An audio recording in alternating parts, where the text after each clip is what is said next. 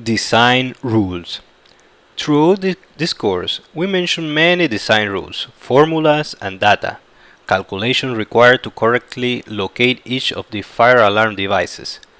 We have created this section with the purpose of summarizing and compiling the most important and most commonly used design rules for engineers, architects, fire safety professionals when developing a drawing or a design of fire alarm systems.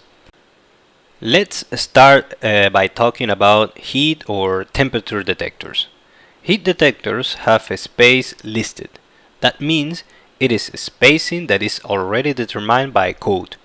In this case, the space listed is equal to 9.1 meters or 30 feet. Now, when we are going to start locating our heat detectors, we must consider three requirements of adjustments before proceeding to place the detectors. Number 1. We start with the listed space, which we already have, which is 9.1 meters. Then, we must consider the height of the enclosure that we are going to protect. We have to go to the table 17.6.3.5.1 that we show up in the right. Depending on this table, it is applied and multiplied by a reduction factor of the height. And finally, a reduction factor is applied if the enclosure where we are going to install the detectors have beams or joints. We have already seen this reduction factor in previous chapters. Smoke detectors. Unlike heat detectors, the smoke detectors don't have a listed space. In this case, they have a nominal space. That means that it's not listed by code.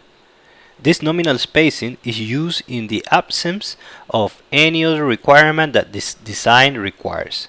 In this case, the nominal spacing will start at 9.1 meters or 30 feet, the same as a heat detectors. Now, this one also has some factors that need to be determined to fit the nominal spacing. Number 1. We start with nominal spacing, but we need to consider some factors, which are the temperature, wind speed, the risk factors. Also, we have to perform an integrated analysis of our enclosure. For example, where we are going to install, in a factory, in an office. We have to analyze each of these factors, and depending on what we find, adjustment will have to be made. And number 3, we have to use a reduction factor if we are installing detectors with beams and joists in their ceiling, which we also saw in previous chapter. On the right, we show you a figure that's very important from the code as well, which is how the adjustment for rectangles area. This happens a lot in designs, and it is a figure that can help us a lot when it comes to locating the detectors and how to consider the different spaces where we are going to install. Continuing with the location of smoke detectors, we now go to the design in residence. The NFPA 72 code presents us these figures, in which the first figure can be found in section 29.8.1 and annexes 29.8.1 in the 2022 edition. In the 2016 edition, it will be the 29.5.1. So, based on the first figure on the left, a smoke detector must be located on each level, as well as in each bedroom we must locate the same ones. In homes with more than one sleeping area, we must install a smoke detector to protect every sleeping area or bedroom. We must also install detectors in the openings of the stairs on each level, and that includes the basement.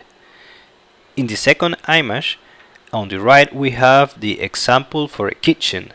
The code specifies that smoke detectors should not be installed in the area that you can see in the figure of what is known as the exclusion area, and that is determined by a radial distance of 3 meters along the direction of conducting from the kitchen or kitchen appliance unless the detector is leased for this application. In other words, in the entire area colored in red, we cannot place a smoke detector unless this smoke detector is listed specifically for this type of application. And finally, Figure 3 is found in the section 17.6.3.1.3.1 and specifies the maximum and minimum height that we must place the smoke detector from the ceiling. This also includes wall detector for installation. As I mentioned in previous sections, smoke detectors can also be installed on the wall. So this figure basically summarizes the distance that we can locate these detectors from the down of the ceiling. Now let's talk about pull stations. Let's show you the picture on the left again about the location of the pull station in terms of height and distance from the exit doors. But there is something that we must clarify because we were asked many times about this.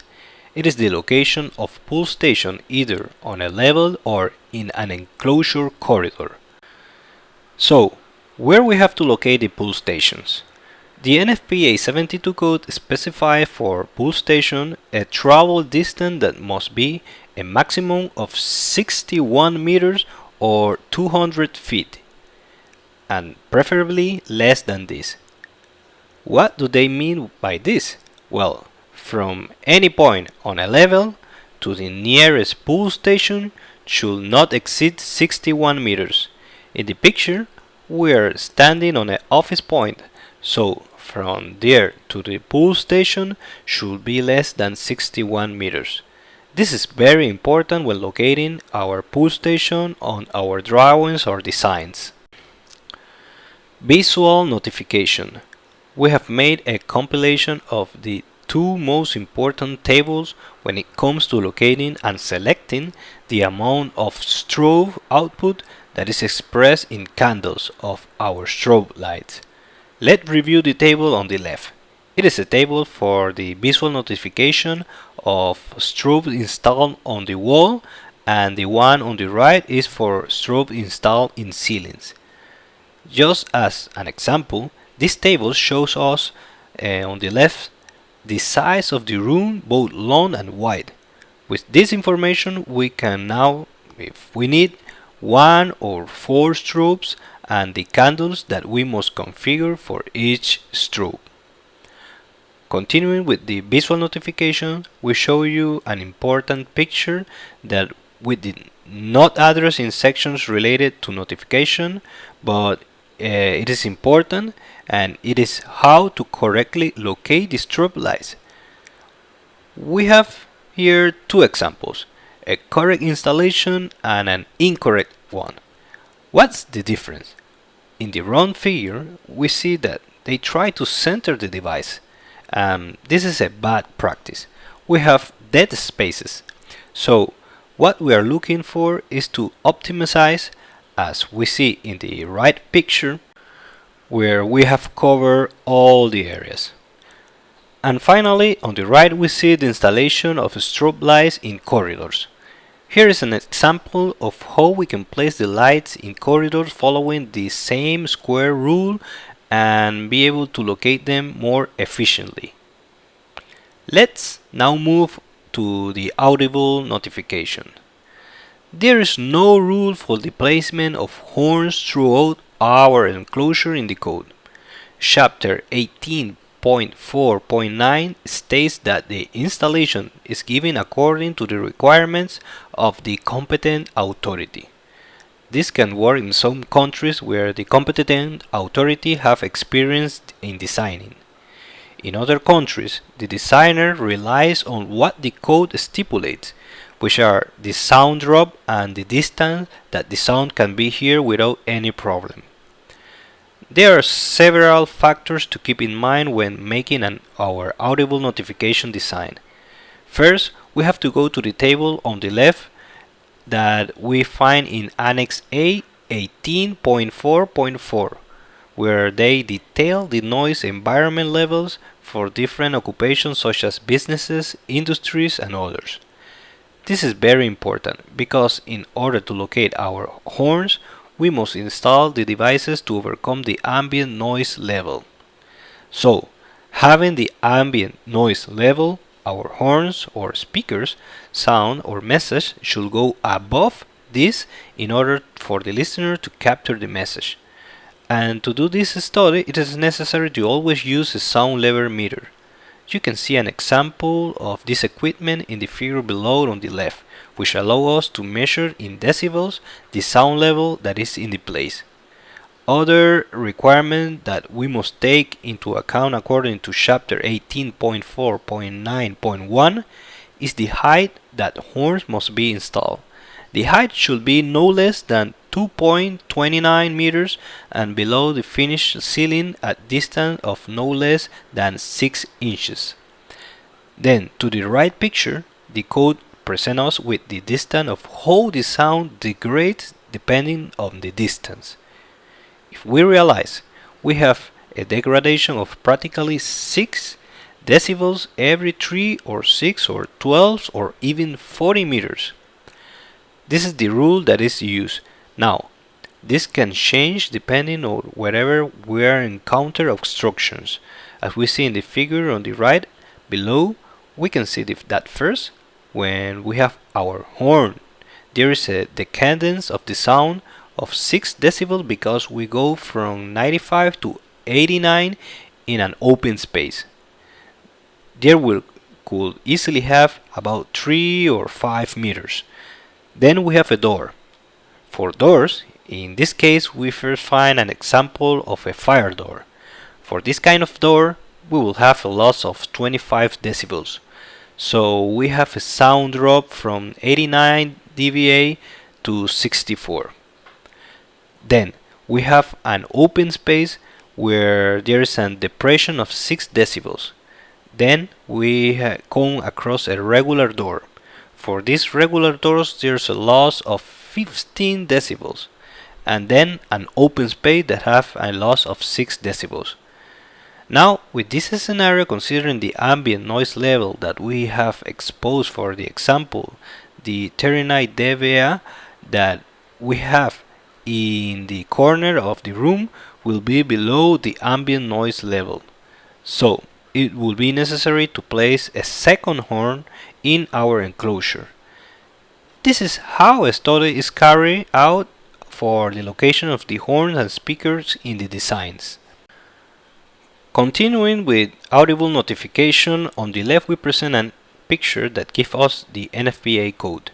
It is always recommended to place as many devices as possible.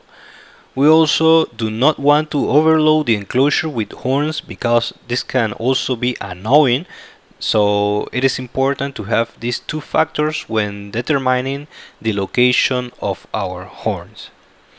In the right, we can see a very important point, that is the type of audible mode that we have in our enclosure. We can have public mode or private mode. What do this mean? Well, private mode is an audible or visual signaling dedicated only for those people directly related to the implementation of emergency action procedure in an area in case of a fire alarm signal.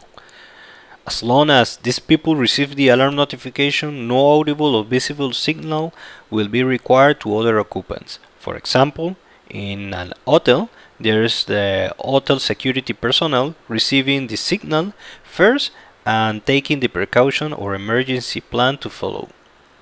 In general, the private audible notification have a lower volume than the public mode. Audible notification in both public and private allows the competent authority, which can be the firefighters, to reduce or mitigate or eliminate the audible signal if visual signals are provided. Let's talk about some rules that the NFPA code presents for public mode. For public mode, we have 15 dBA above the ambient sound level. Also, it must be 5 dBA above the maximum sound level with a minimum duration of 60 seconds. And when it comes to choosing the one that gives us the greater result is chosen. Later I will explain you how this works in an example. In the case of private mode signal, it must be 10 dBA above the ambient sound level and 5 dB above the maximum sound level with a minimum duration of 60 seconds, and the one that give us the greatest value should be chosen. Let's work in a practical example to clarify this point. We have an administrative office that has the following characteristics. It will be used in public mode. The average ambient sound pressure level is 49 dB, and the maximum SPL that lasts more than a minute is 55 dBA. So, what will be the minimum SPL required for the fire alarm signal in the office? How do we do the calculations? Well, option 1, for public mode, according to the data we mentioned above, we must be 15 dBA above the ambient sound. So we must add to the ambient sound 49 dBA. This 15 dBA, and it gives us that we have to be at 64 dBA. Option 2 is to go 5 dBA above the maximum sound level of minimum duration of 60 seconds. In this case it is 55, so 55 plus the 5 that we should be on the top give us 60. In this case, as we mentioned, we must choose the one that gives off the greater results. So it will be 64 dBA of SPL or sound level is required for our system. Finally, we have a few rules for the main fire alarm panel.